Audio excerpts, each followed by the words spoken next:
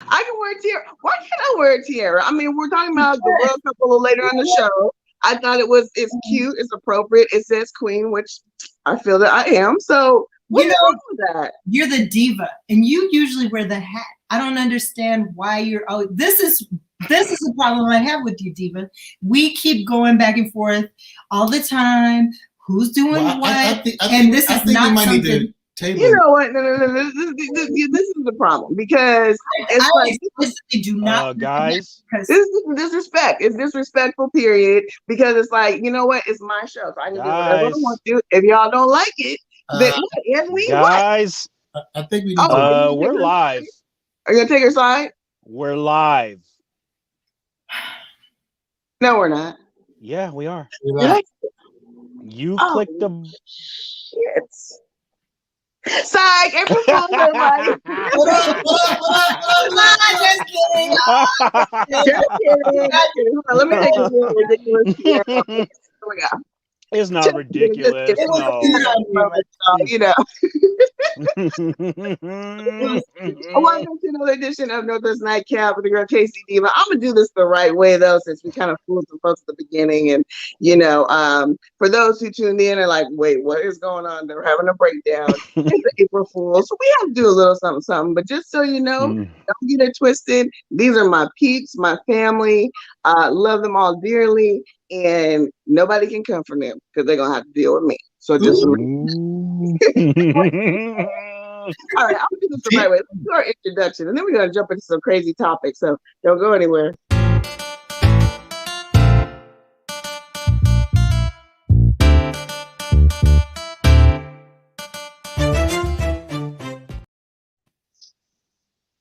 Oh, that was fast. Okay. Short today. Yeah.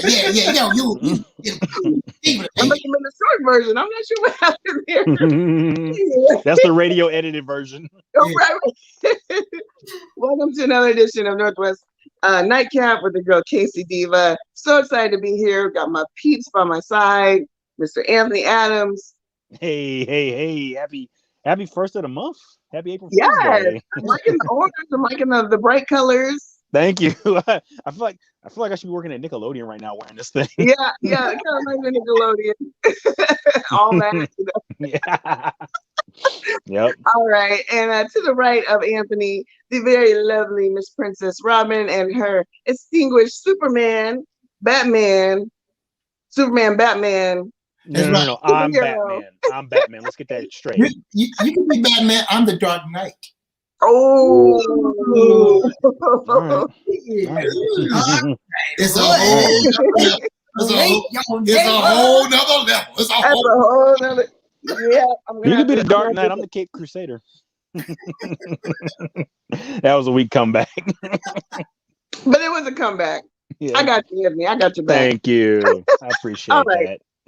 All right, Pete. So we got a lot of craziness to talk about because last month was crazy and entertainment and everything else. So we're just gonna dive right in. Now, don't forget throughout the show we got some cool segments coming up. We got From the Heart, Miss Princess Robin.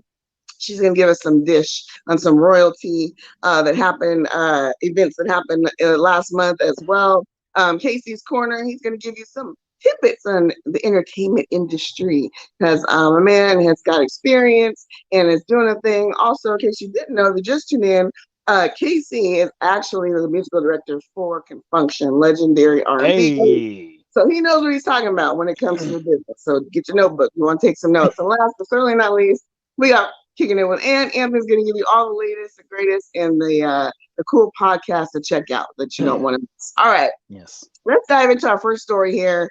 Kirk Franklin. Now, I'm a huge Kirk Franklin fan. I love Kirk Franklin. Love all of his music. Love him. Yes. He just, it's inspiring. It's great music. And he's worked with some top artists in the biz, top producers. And I was really distressed. I was distressed for him last month because the story broke where his son, 30 something, I can't remember exactly. He's like 32. 30 something in that area. He actually got into an argument with his dad, Kirk Franklin, and he recorded it. without Kirk knowing. Now, according to Kirk in an interview that I saw a little bit later on, he said that he had threatened him before with recording some of their spats and airing their dirty laundry. But never did he dream that he would actually do it. And he actually did it. And if you had a chance to hear the videotape, excuse me, the recording, you know, to me, it sounded like a father-son getting into, you know, a normal disagreement. Yeah, there was some cursing going on and so forth, you know, but it didn't sound like anything that I hadn't heard before. I mean, you know, parents and kids disagree all the time, whether you're younger, when you're adults, and so on. So, you know, of course, Kirk Franklin, you know, Family came out, you know, with his wife and did an apology video. That actually made me mad because I felt like he shouldn't have to apologize. First of all, it shouldn't have gone public. Shame on his son. Mm-hmm. And second of all, you know what? It happens. And I just felt like, you know, of course, people had their opinions and, you know, said he sounded threatening and so on. And, you know, there's all these other allegations that, you know, the son is making that he's made, you know, later on, even after the tape has come out. His mom, his older son's mom, who is not his current wife, actually went on a radio show and said, you know what? No, I'm not going to let you do this. You're wrong. So good for her. But yes. I'm curious to know what my panel thinks. Princess, let's start with you. What were your thoughts when you heard about this? Well, like I was saying, somebody need to put that boy across their knee and give him a good spanking. Mm-hmm. Yeah.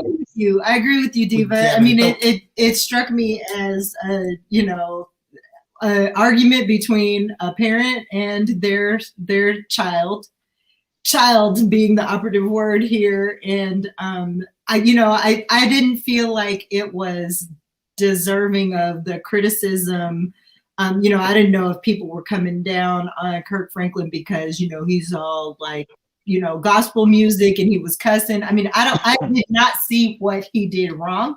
Mm-hmm. The child was disrespectful. And when you are disrespectful, you need to get put across somebody's knee. Right.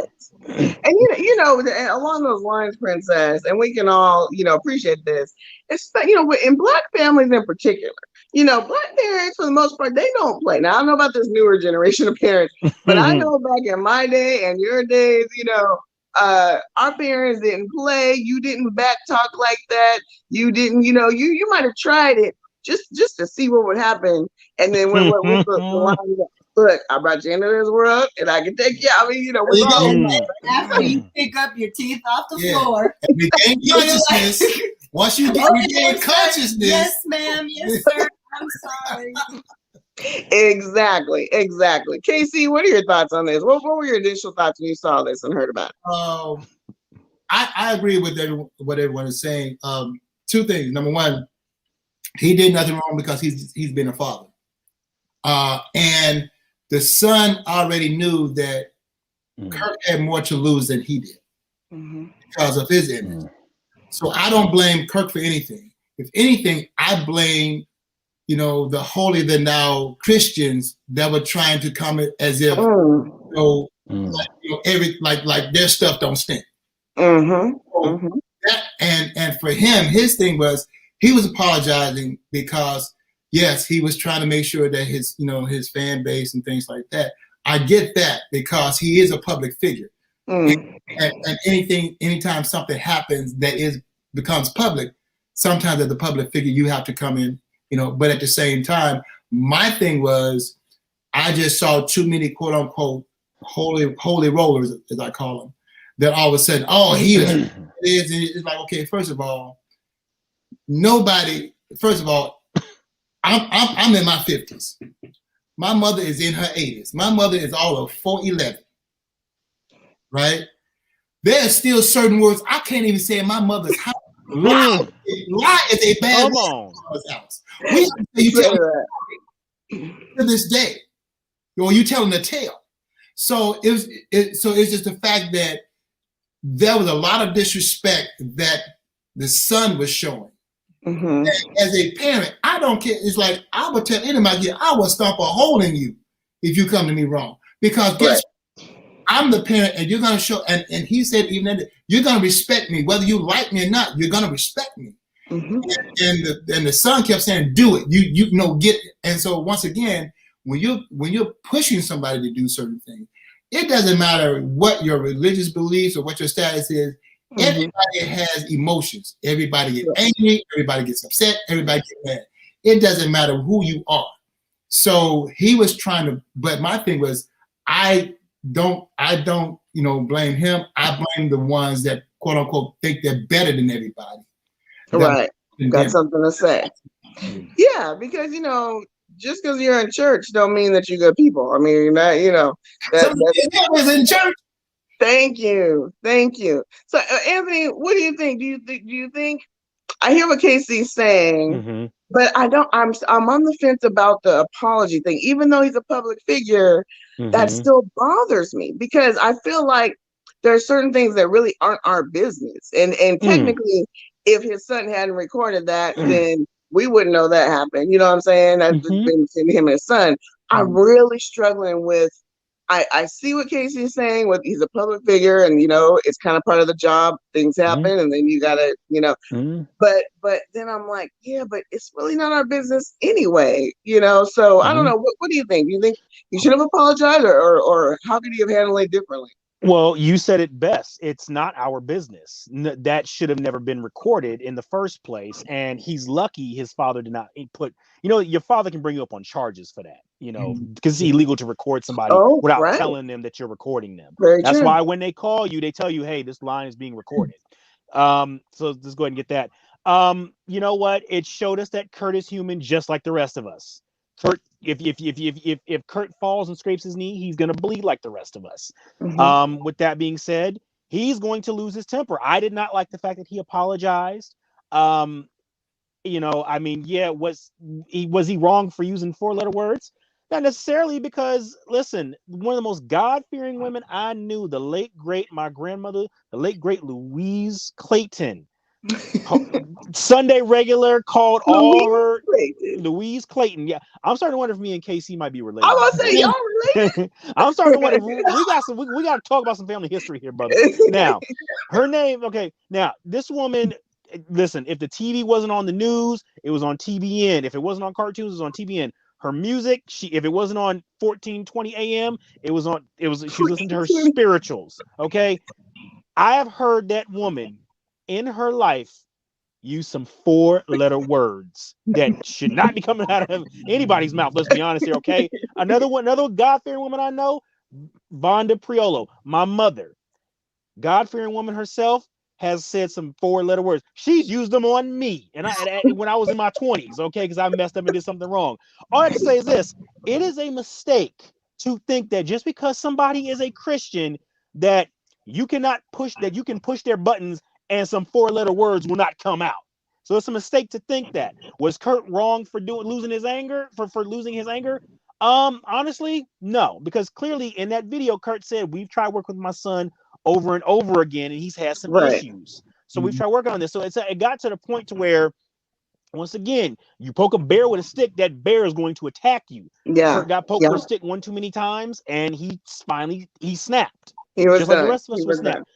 Didn't agree with the apology, but at the end of the day, Kurt felt what was in his heart was the right thing to do. Right. Okay, well, I wish him luck. Like I said, I just adore him. I love what he's done as far as, the gospel music industry. Hopefully, he can just really just come through this, because that's hard. Anytime your dirty laundry is aired, it's hard, it's devastating, it's embarrassing, it's all those things. So he'll write another hit about this. Yeah. So boom. Yeah. Here's the thing. Here's the thing. Listen, let me tell you something. Cancel culture tried to come for him, and we countered that real quick. We're like, no. You're not canceling Kirk Franklin for cussing. No. Okay, let's move on to the next topic. We got a lot of stuff to cover. Now is the time, one of my favorite segments well, they're all my favorite, but my girl, my sis, From the Heart with Princess Robin. Thank you. She's got some. I feel like there should be a little ting when she smiles. We'll figure it out on the noise meter. All right, what you got for us today? What's going on? You can go on and put the tiara back on because we are or the ex-royal family. So today we're talking about Harry and Meghan, right? I will say Meghan and Harry. Yeah. A lot of people did see or hear about the interview that Meghan Markle did with Oprah. And a lot came out in that interview. They talked about a lot of struggles that they've had in being integrated into the royal family. Both Meghan as the outsider, the African American bride, and for Harry, who is navigating all of this with his family and the UK, all the people under their rule. Some really tough things came out, and we all know what happened. Harry and Meghan ended up leaving, resigning from their royal duties, and then it's essentially like not being a part of the family anymore. Although they stopped sort of saying we're not a part of the family. They say that, they've relinquished their royal duties, but all the implications that come from that, it's very clear that this has meant a lot of separation between Harry and his family. And so what I want to talk about a little bit with y'all is, first of all, I'm inspired by the unity that I see between Meghan and Harry, because she has suffered a lot for marrying this person that she loves. And he has given up a lot to stand by her side in unity with her. And a lot of us have experienced situations, I will say myself included, where there have been tough choices to make in pursuit of a relationship that is meaningful to you, where you have some decisions to make about where you stand and what you're made of in your relationship, standing with your mate. And, they could have decided they weren't going to go down this road, and yet they did. Right. And they're enduring this and standing the test, and still, taking a lot of hits. And so what I wanted to kind of talk about is what that's like when the family, and in this case, it's far bigger than the family, right? But because it's the queen, the prince, there's just such a spotlight on them, and yet they're standing together in this. And what does it take to be unified like that and know that you're doing the right thing, that you're standing together, and you're not going to be swayed by all of these pressures? What are your thoughts, folks, about what we're witnessing there? I'm inspired, but what do you think? I'm inspired too, Princess. And this may be unpopular opinion, but I try to put myself in Harry's place. Am I willing to give up my royal titles? My royal titles, I don't know all the details. I mean, the inheritance, I don't know where I'm joking, but I mean, I did think about that. Like, that's a lot to give up, right? I mean, you really have to love somebody and stand by them. So kudos to him. I was really inspired by it too. I just thought, wow, like, this guy really, really loves her and respects her enough to walk away from, his born rights, quite disgusted with the royal family that they were treating her like this, and him like this. And I remember during that Oprah interview, he said something to the effect, and I'm paraphrasing, but he alluded that there was one family member in particular, which we're all kind of left to guess because he wouldn't give up the name, who really had made a comment and Oprah said, "You're not gonna tell us what it was," and he's like, "No," you know. But so I don't know. I just think they both have a lot of class. I think that it is tremendously hard, to give up what they did, to be able to be a united front like they have been. Again, here we are, another public, situation, very public situation. So not only do they have, the shunning from the family and whatever drama there, they've got public opinions, and everybody's got an opinion, on them walking away and the interviews and so on. I think, to answer your question, Princess, what does it take? It just really takes just being genuine and really supporting your partner, even though that it may not be a decision that you want to make. But if you really care about that person, at the end of the day, you're gonna do whatever it takes to make them feel comfortable and be happy. Yeah. And that's really what it's about. Yeah. But I'd still be thinking about that crown that I had. Can I keep some jewels? I'm just waiting. Okay. Can I walk away with a severance package or something like that? Be like Tina. No. I'm keeping the princess name. No. To go seriousness. You know what? Take my hat off to Harry for doing what he did. Sometimes you have to put your significant other's needs before your wants. And we all know that saying, happy wife, happy life. And clearly his wife was not happy. And it's interesting because when I looked at Harry and Meghan and William and Kate, I'm like, you could tell that these two don't really want to rock with these two. Mm-hmm. And for years we've been hearing just these little rumblings that the royal family has had some hints of incidents of racism going on. That's, like I said, that's just been hearsay. So once again, take my hat off to Harry for doing what he did. Did not watch the interview, but I caught tidbits of it and everything. All I keep thinking about is when Godfrey was doing Paul Mooney and he spoke to Meghan Markle and he said, "No, Meghan, you thought you were royal. No, honey, you are crown royal. Okay, we don't care about that royal wedding. Okay, the only royal wedding we care about was the wedding of Eddie and that woman from Coming to America. Okay, that's the only wedding that we care about. Okay, the only royal we care about. Okay, we don't care about that royal wedding." Indeed. All right. Well, thank you for sharing that with us, Princess. K-Cee, did you have any thoughts on that?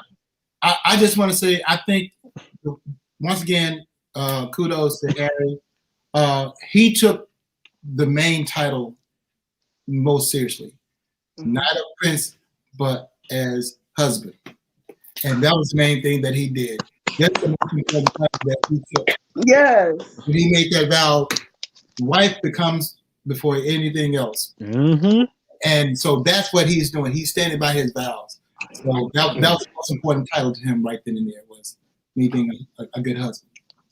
Right on. Can I make one quick plug too? And actually, we talked about this on Traveler's Guide to Venus and Mars. So I encourage y'all to go back to listen to that podcast. It's called When the Family Doesn't Approve. We did a couple. Oh, I missed that one.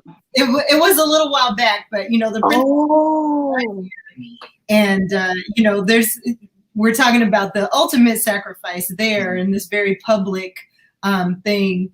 That happened with Harry and Meghan Markle. But I mean, a lot of us face these decisions on the daily when we're having to choose like where our loyalty lies. And that's a lot of pressure that's on you and, as a person who's caught in the middle. So check that out. We're on 8 major podcast platforms.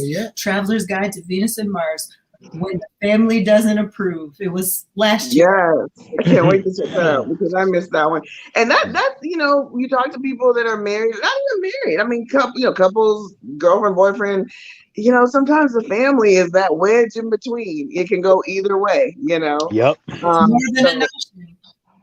Yeah, exactly. Very exactly. Yeah. All right, AC Soul, hey baby bro. Props to Harry. Yes, absolutely. Props to Harry. All right, let's go. Speaking of the royal couple, this is a great segue into our next story. So, in line with that interview that Oprah did, you probably are familiar with the backlash afterwards on another talk show called The Talk.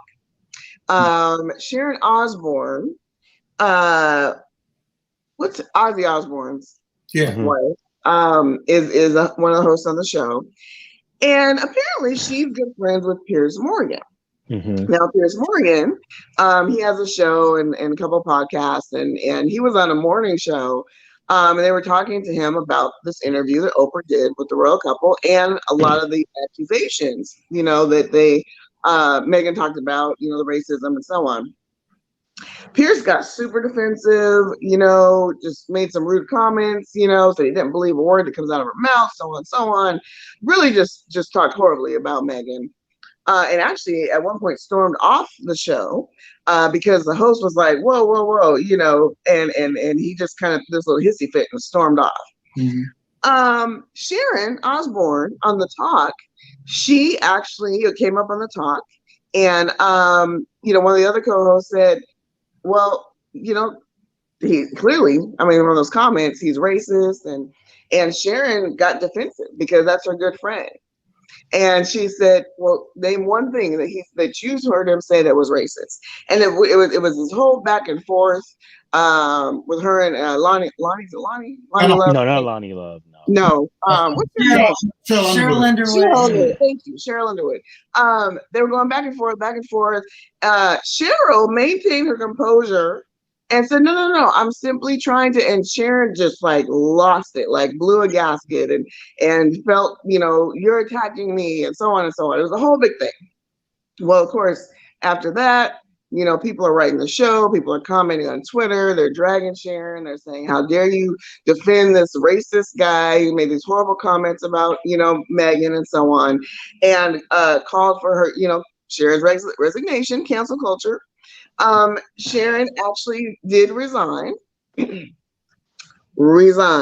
because we all know how business is, right? Now, usually when people resign after an incident like this, and K-Cee, maybe you can, attest to this, usually when something like this happens, when they say resign, that means it's a polite kind of, we're going to have to fire you. So we can have you say you resign, we can do this nicely, blah, blah, blah, blah, blah.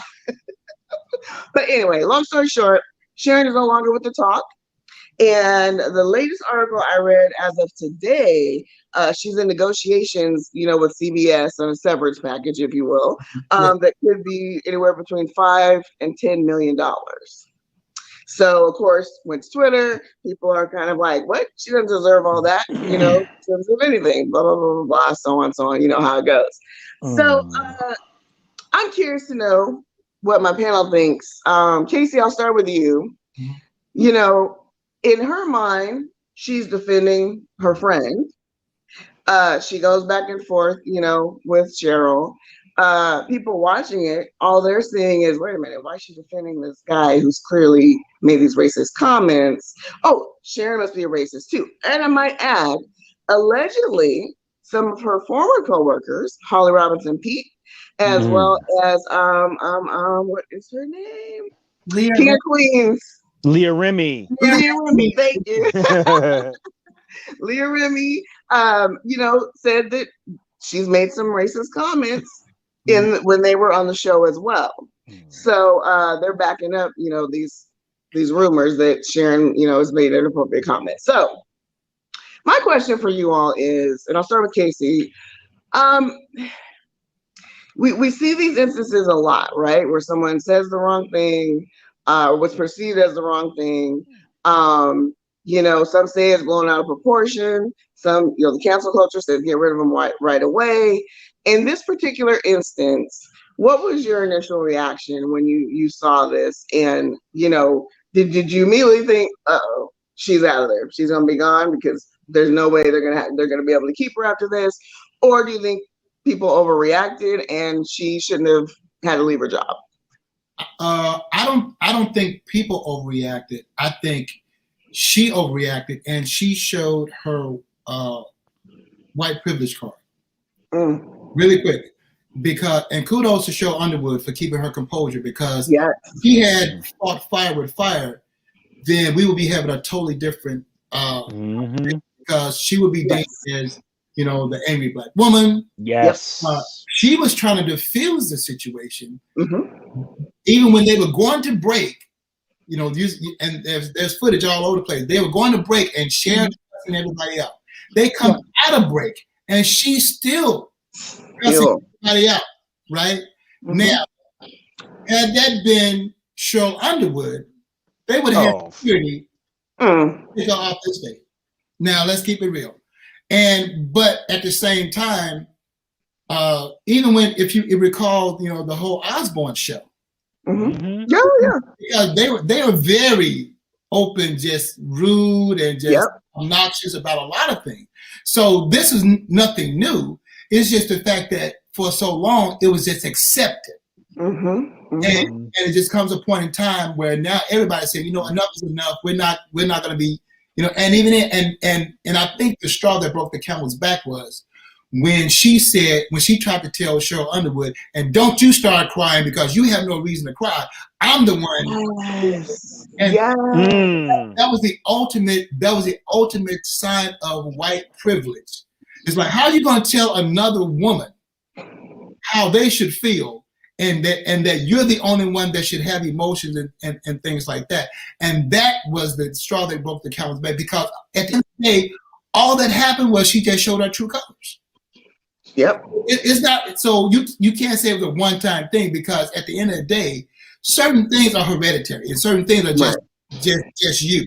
It's just like that. When it came out, she said she thought, well, I am who I am, and it doesn't matter what I say, what I do, I'm protected. Yep. And she found out that she wasn't. Yep. I completely agree with that. You know, the Osborne and Sharon in particular, you know, she's always to me had that air like, I can say whatever I you know, I can be rude. That's part of the British way. No, it's not. Exactly. Princess, what were your thoughts on that? Do you think she should have been let go, in essence, canceled? You know, it's an interesting question to ask me, and that's because of the profession that I have in the real world, right? So one of my primary responsibilities is navigating conversations around race. And so you're catching me at a really interesting time and late, like you can't see on my desk, but they're full of books like, so you want to talk about race and race talk and how to be an anti-racist. And this played out on a public stage. And I think one thing that really resonated here is accountability, because people do need to be held accountable for what they say and what they do. I had to kind of to think of this from a slightly different angle. Like if this wasn't happening on TV, on national TV, and this race talk was happening, this is not an easy conversation to be had. And you know, time and time again, between white people and people of color, conversations about racism are extremely charged and difficult and emotional.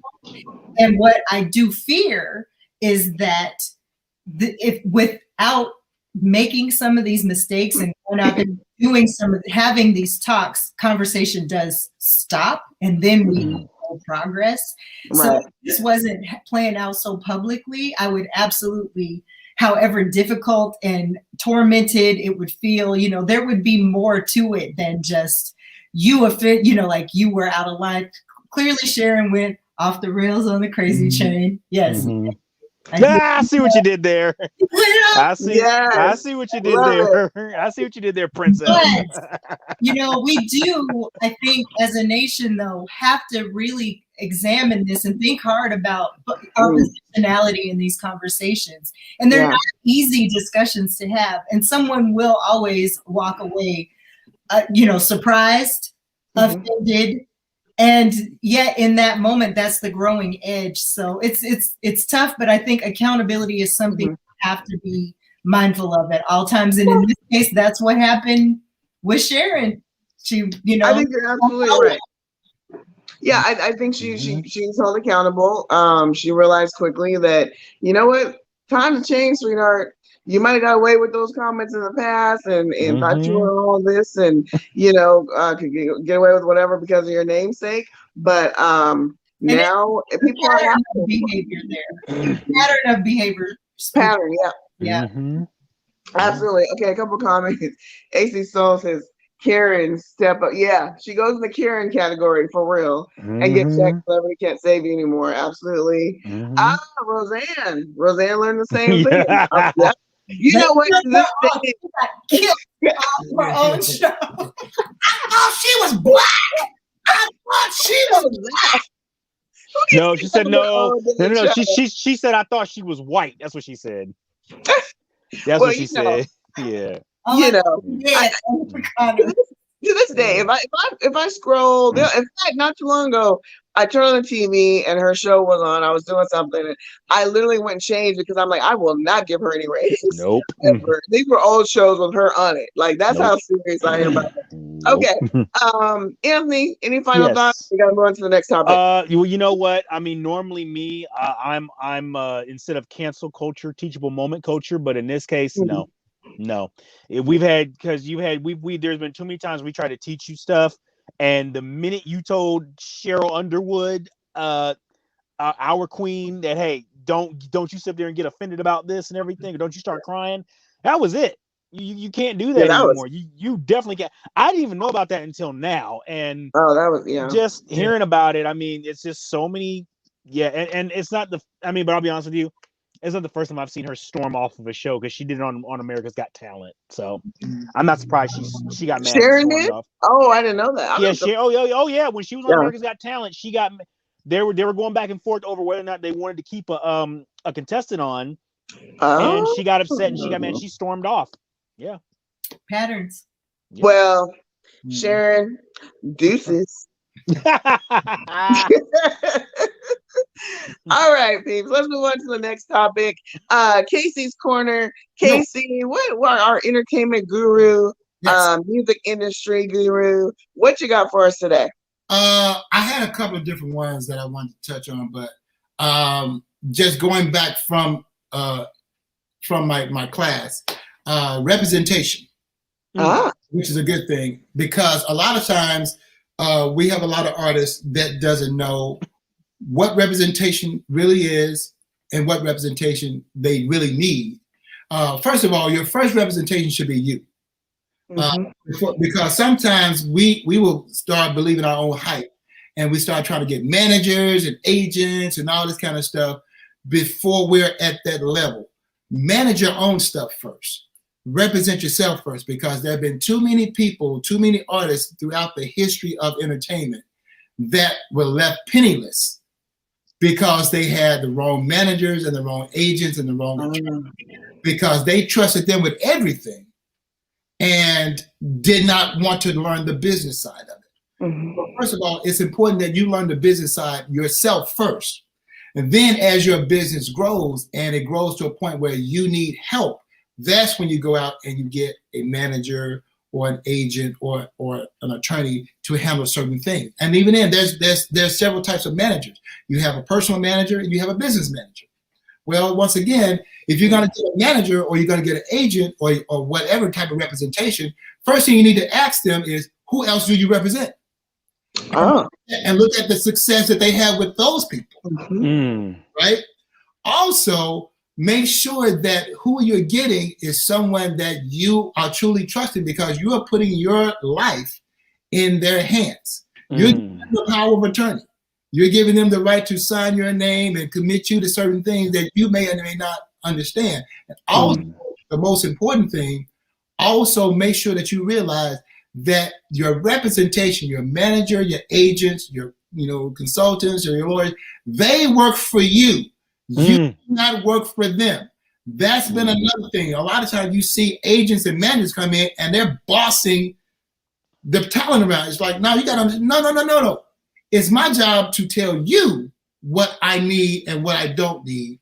And that's when, and a lot of time when it came to a lot of the artists, because they didn't know and they didn't understand how the business worked, they thinking that that they're working for the agent. and they're working for the manager. No, they work for you. They work on your behalf. Your job is to give them the marching orders, and then they go out and do things on your behalf. So once again, understand how the business works. Understand before you get a manager, what do you really need a manager for? Is this something you self-manage it until you can't manage it, to a certain point, and then you move along, and then hire the right people for you. So I love it. K-Cee, okay, quick question. So if I decide like I need a manager, what are like, what are, if you had to give, say 1 to 3 like top questions to ask to know this, for I'm somebody that's green, I don't know anything about the business, I don't know how to pick a manager. What are a couple real good clarifying questions to ask to know if this person is full of ish or not, or if they're really legit? First of all, make sure that they're also managing people or managing talent that is similar to your talent. Because that's something because you can get the wrong type of manager. You might want someone that knows how to get your shows in syndication, and if they're not skilled in that mindset, if that's not their forte, that's the wrong representation for you. Every manager is not for every artist, so you got to understand what can you do for me that I'm not doing for myself. What are you bringing to the table? What contacts do you have that's going to help my career? Because at the end of the day, when they're getting that commission, and that's another thing, they're working on commission, right? So which means is you got to go out and get me work. I'm not just going to be paying you and with no results. That's why they're working on a commission situation. And even the commission is a limited. Sometimes they don't understand, people don't understand how much a commission is in, an agent title. Anywhere from 10 to the high side is like 20% of whatever they do, right? 20% is like somebody that's managing Beyonce and Lady Gaga and all that, right? Because they bring it in, but the average is from 5 to 15% of a commission. And that way, knowing that, that's their incentive to go out there and hustle up. But main thing is find someone that is in the circle that you need them in. Okay. That's awesome. I got 2 names for you, K-Cee. Yeah. Alan Klein, Jerry Heller. And if you see Straight Outta Compton, you know who Jerry Heller is. Yeah. Yep. 2 of the most notorious managers in the business. And trust me, and they made more money than the artists. Wow. They made more money than their artists. Wow. Never happened. Well, thank you, K-Cee. That's some sound advice for those who are, whatever you need a manager for. Make sure that they're managing people that they know what they're doing at the same line of work. If you're a chef, you don't want somebody managing you that's managing the ballerinas. All right. Let's see. AC Soul says, so much easier to learn a business nowadays. No excuse not to do a little research. Exactly. Just what K-Cee said. Do your own research first. Find out what you need to know, and then you can make an informed decision. For sure. Okay. Well, moving on. Derek Jackson. So now Derek Jackson is not famous. Okay, let's start there. He's not famous. He's more like infamous. Had to wake the dead over here. More like infamous, So Derek Jackson, before the story even came out, I was familiar with him. He would pop up and on the Facebook feed, the Instagram feed and stuff. He's a self-proclaimed relationship expert guru, if you will. He's built his business, his empire, giving relationship advice to both men and women. Okay. He's done some books, he's done some seminars, I think, and things like that. He's been on a few talk shows. I've seen him do some interviews on talk shows. And everybody has their own opinion. Some of the advice seemed like sound advice. About relationships. He talked about things like, hey, fellas, if you're married or you're in a serious relationship and you love the woman, then hey, don't stray, don't cheat, be faithful and treat your woman right and so on and so forth. And then not 4 or 5 days ago, a story broke about Mr. Jackson, and it's Jackson, Jaxn, which I wonder, is that fake? It's kind of corny. But anyway, A story broke where he on Instagram he went with his wife, and they're sitting on the couch, they're holding hands, and he's admitting that he had an affair, and he's apologizing. And his wife says that she forgives him. They both are getting closer to God and found Jesus, and so on and so on. And if you've seen Derek Jackson, you're familiar with him. You know, he kind of comes across. He's very bold, in your face, kind of gruff voice, you know, and this authoritative kind of demeanor. And his wife's sitting there with her bonnet on her head, and we're talking the bonnet that you sleep in. Women, you know what kind of bonnet I'm talking about. She said, Now, as a diva and as a princess, Wait. you both can agree, princess, that you don't be you're right. You the bonnet. Come on, that nobody's supposed to be seeing that publicly, okay? Now, wait, no, Bruce. So they do this video, and they're supposed to be one union, and she's supporting him, and da da da. Of course, needless to say, they got dragged on social media. Dragged. There's parodies all over the place about this video. There's memes. You know, people really are dragging Derek because he has just been touting himself as Mr. Perfect, Mr. You know, you shouldn't do this, and you shouldn't do this, and treat your woman this way. And not only one mistress, we're talking about, there's been a few coming out the woodworks, and I have a feeling there's going to be a few more. One even claimed that she was pregnant at one time, and he forced her to have an abortion. I mean, there's so many different stories surrounding this dude. It's just kind of crazy. But, you know, I guess my question for the panel is, you know, hypocrisy. I'm saying like hypocrisy. I was gonna say hypocrisy and hypocrisy. Hypocrisy. Hypocrisy. All of the above. Hypocrisy, hypocrite, fake, phony. I mean, I saw this story and I was like, I know he didn't. Because if you see some of his videos, he's just going in on fellas. Like, don't do this and don't do that. And women, you're crazy if you settle for da. And here he is, like, all these women coming out of the woodwork. Anthony, what were your thoughts on this? What was your thoughts? You know, I mean, I knew of this because of the memes and everything that everybody was posting about it. And I think one of the, you're like, who's this cat? I'm like, who is this dude? And then I saw some of the videos. I'm like, okay, so I saw the apology video, and then of course you go down the rabbit hole. I'm like, yeah, oh, this dude is it's a rabbit hole. Is a jerk. I mean, just the aggressive tone and the arrogancy and everything. I can't stand people that are arrogant and everything. So, I mean, the minute he started getting arrogant and cocky, I was like, yeah, I'm not listening to this dude. Right. But I think the funniest meme I saw, it was a picture of him and Steve Harvey, and the caption read, "Stop taking relationship advice from these men." Yeah. I mean, you know what they say though? They always say this. Always watch out for the ones that appear to be too perfect and are always, you know, because I mean, listen, even though it's somewhat totally not related, but in the same context, Bill Cosby appeared to be Mr. Perfect. Oh, we found out all his skeletons in his Jello guy. Yeah. Yeah. So I mean, yeah, watch out for the ones that appear to be too perfect and be arrogant. Yeah. When you're out there like that, you know, you got to know that at some point it's going to catch up with you. It's just going to. Princess, thoughts? I'm stuck on the bonnet, yo. He's stuck on the bonnet. I know. The funniest one I saw, Anthony, was it was a cartoon of a lady in a pink bonnet waking up out of her sleep, looking over her shoulder, and then there's like the guy saying, "Hey, we gotta go make this video." She's like, "What?"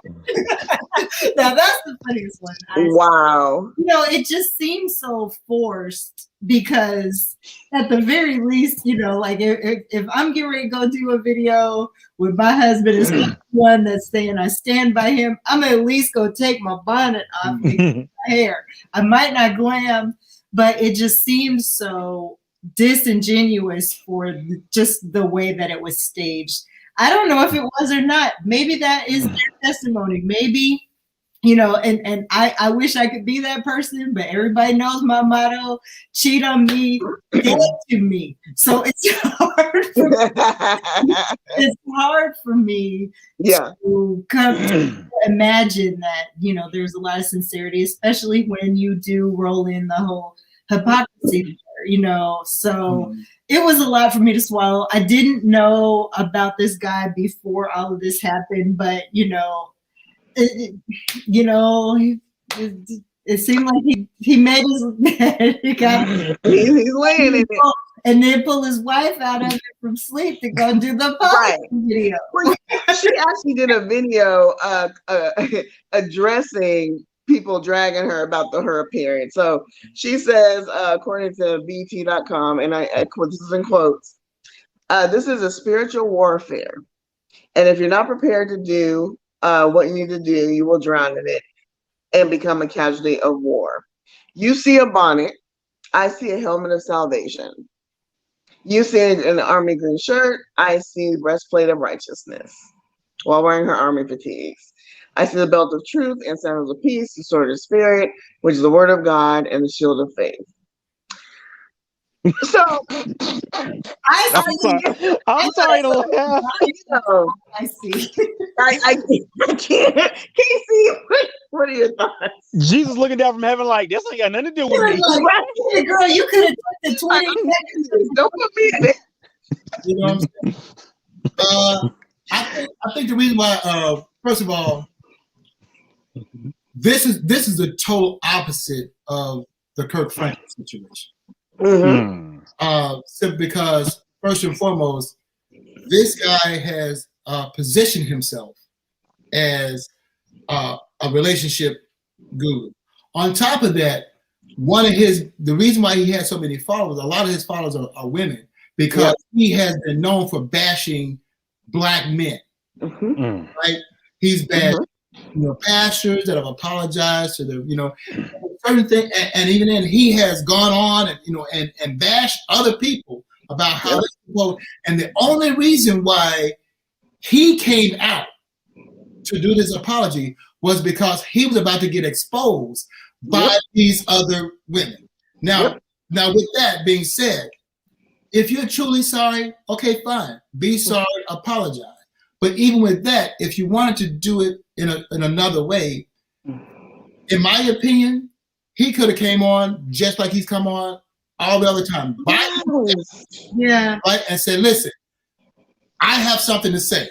I've got, you've all been tuning in to me. Now let me say this. I have done wrong. I have done this. To anyone I've ever heard, I have talked to my wife about it. Please keep us in your prayers. But you didn't have to bring her out and expose her to the situation. Because I commend her for saying, we got to go through this, because once again, it is a personal matter. Right. And I commend her for that. But at the same time, he also tried to basically use her as a pawn in his game. Yes. Because she ain't been in none of your other videos while you've been drashing everybody else. Thank you. Okay? So now all of a sudden, why are you gonna bring her out? And on top of that, why are you gonna bring her out in this matter? And at the same time, you making sure that you're looking right. Thank you. But I'm not bashing her in any kind of way. Her thing, if we're gonna do it, let's just do it right now. Let me just, But you put her you already have put her in a bad position with it. Now you're putting her out here where a lot of people didn't know who she was. She could have been going through her business, and now you put her out here in the public eye where people are looking at her. And trust me, social media is mean. They don't care. And so people are more so bashing her now than they are him, which is totally wrong. So it is wrong. It is wrong. You're right. He put her out there. I almost feel like as a distraction, right? Because now, guess what? What we're talking about? How she looks, what she's wearing, and now she's doing videos by herself. So it's like, okay, he's hiding somewhere. And she's out there in the forefront, getting the comments on the social media and people, kind of, why are you with him and and all this and all that. She's being the sacrificial lamb, essentially. And let me be clear, I'm not clowning her for how she looked so much as I am saying it felt to me like he pushed her to do it. Yeah. In a like credit to the sister, but it did not seem that she was given the opportunity to really she was prepare. Being, you know what I mean? She was being forced to do it because not for her. Because all of his transgressions were about to be exposed. So he was trying to get out in front of it and try to get sympathy with her holding his hand, and she's trying to stand by. And I commend her for being there for him, but at the same time, he's a hypocrite for putting her in that position in the first place. I don't care what y'all say. That bonnet, there is no excuse for that. I'm sorry. I'm sorry. When you see the bonnet, I see I just don't know where I am a woman looking crazy. Exactly. I mean, because again, he's sitting there and he's doing his Mr. in your face, blah blah blah, Mr. Confident, swag thing, and she's sitting there, and I agree with Princess. She kind of was like, he's like, okay, let's do this, whatever. But I saw one of the comments on Instagram. This woman said, "Bunk that." I would have been like, I need a glam squad. I need a new wardrobe. I need some jewelry. But if I'm gonna go on here and have to take this heat with you, I'm gonna be looking fly and feeling good and whatever. But we're going on a shopping spree at Neiman Marcus before we even think about it. God bless his soul. He would have had to pull a Kobe and came back there, would have had a ring on like this. Yes. Exactly. Rest in peace to the brother Kobe, man. Peace, Kobe. Man. All right. We got a few minutes left. You know what? I don't even know what to say about this story anymore. I'm just waiting to see how it plays out. There's been things online, people saying, oh, you know what, she's gonna get to this, and why she's gonna leave him in a couple of years. She's gonna take half, she just wait right in the wave and what have you. But it'll be interesting to see how it plays out. All right, Mr. Anthony Adams, you got some, speaking of social media and all that jazz, some cool podcasts that we need to be paying attention to. What's on your list? Well, speaking of paying attention, that's interesting because the very first podcast I'm recommending is called Who's Paying Attention with Alonzo Bowden. Now, Alonzo Bowden is a comedian. He was on Last Comic Standing. He basically it's basically like a 20-30 minute news podcast of all the weekly stories that he does. And he puts somewhat of a comedic take on it, gives his honest take on it. That is one that I've been listening to actually since going back to my security days when I used to do security at night. So that would get me through the night. Yes. Okay. So the next one I'm going to recommend is actually one that has to do with the music business. This one is called Mogul. Okay. Now, the first season was actually on the late, great Chris Lighty. Now, if you don't know who Chris Lighty is, he used to be a manager. And he actually he's responsible for helping 50 get his big deal with Interscope, as well as he talked about the importance of marketing and how he was actually the one that brokered the deal between 50 and Vitamin Water. And you've got everybody on there from Warren G to Q-Tip. I think Fat Joe is on there, and they're all sharing their stories about his ride, how he came up in the business, his height, and then his untimely fall from grace because he actually got caught up in the Bernie Madoff scheme. And so he lost a lot in that as well. Not Alonzo Bowden, no, Chris Lighty. I'm talking about the Mogul podcast. Okay, got it. Not Alonzo. No, Alonzo's fine. He's doing just fine. Chris Lighty.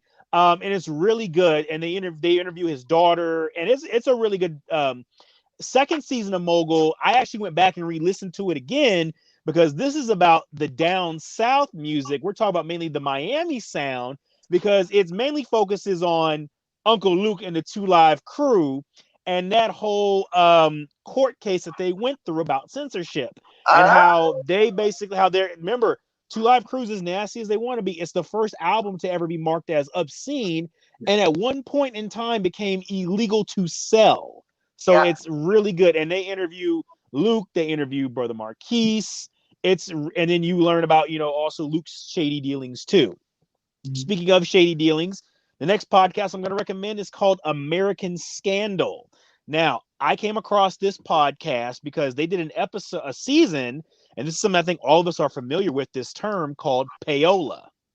And yep, so they did one on basically on the radio DJ Alan Freed, who was a very popular DJ in the 60s.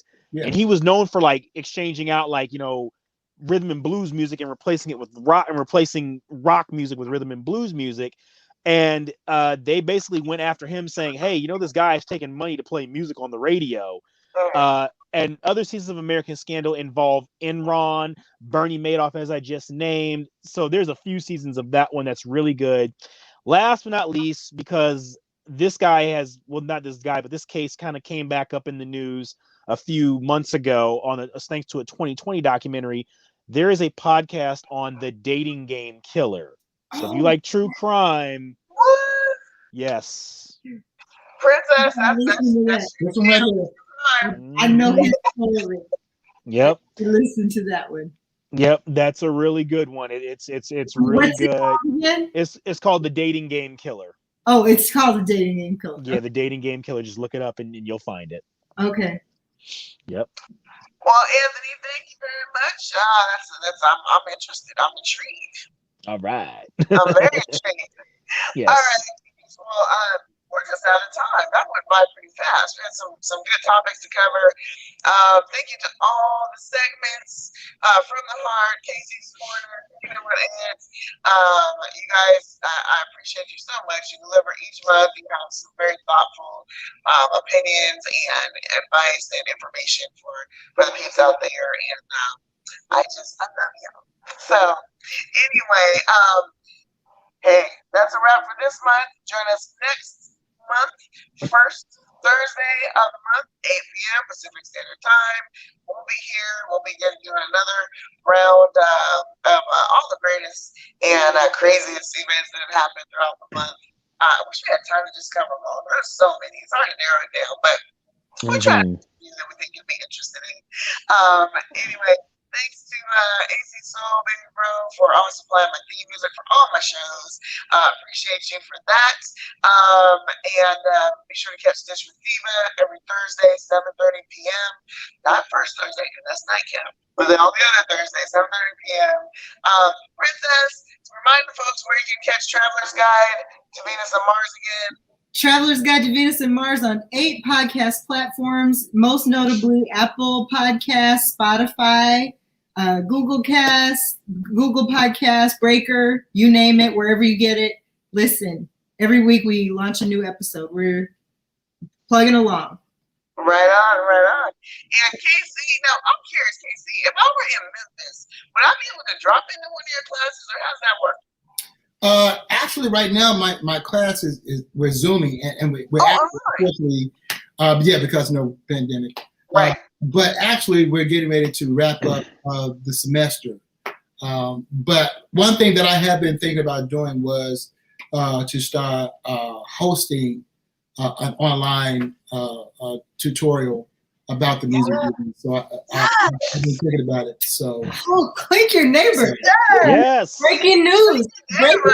John. I'm here for that. I am so here for that. Yeah, sure. So, because I've had so many of my former students as well as some of my colleagues that have called me and said, "Hey, man, is it okay if we sit in on one of your classes? What are you talking about this time? I'd like to learn a little bit more." And because right now, especially here, because there's no longer a music commission, which I used to be on the board. So a lot of the knowledge as far as the industry is not available, just accessible like that. So I've been really thinking about doing it. So stay tuned. Do it. Yes. All right, Anthony Adams, you want to tell them about 90 Day Fiance? Yes. Me and the lovely K-Cee Deeva, we have a show that we do called Afterthoughts, 90 Day Fiance's WTF Moments. basically how it goes is this: on Sunday nights, Diva and I watch the show and we live tweet during the show, and then on Mondays we do a recap show of the craziest WTF moments, and then we put it out there on YouTube, and we post clips on our Instagram pages. It's hilarious. I think we're almost getting to the season finale. I think we have like maybe one or two more. I think we have one or two more episodes left, and then it's the season finale. So it's just a blast. So make sure you tune into that. On K-Cee Deeva's YouTube page, and make sure you subscribe to that page as well. So yeah, and like and comment and share with all your friends. When it ends, there's 1,090 days. There's happily ever after. There's the other one to talk about for sure. Oh yeah, yeah. This is gonna be one of them podcasts that goes all year long. It's gonna go on and on and on, just like this one. Okay, please hit me up. Be sure to like and subscribe my YouTube page, K-Cee Deeva Shows. All the shows are on that page as well. Hit me up if you have some story ideas. If you want to be a guest on Dish with Diva, I'm on Facebook. I'm on Instagram. I'm on Twitter. I'm on all the platforms. So hit me up. Say hi. Until next time, be well. Stay safe.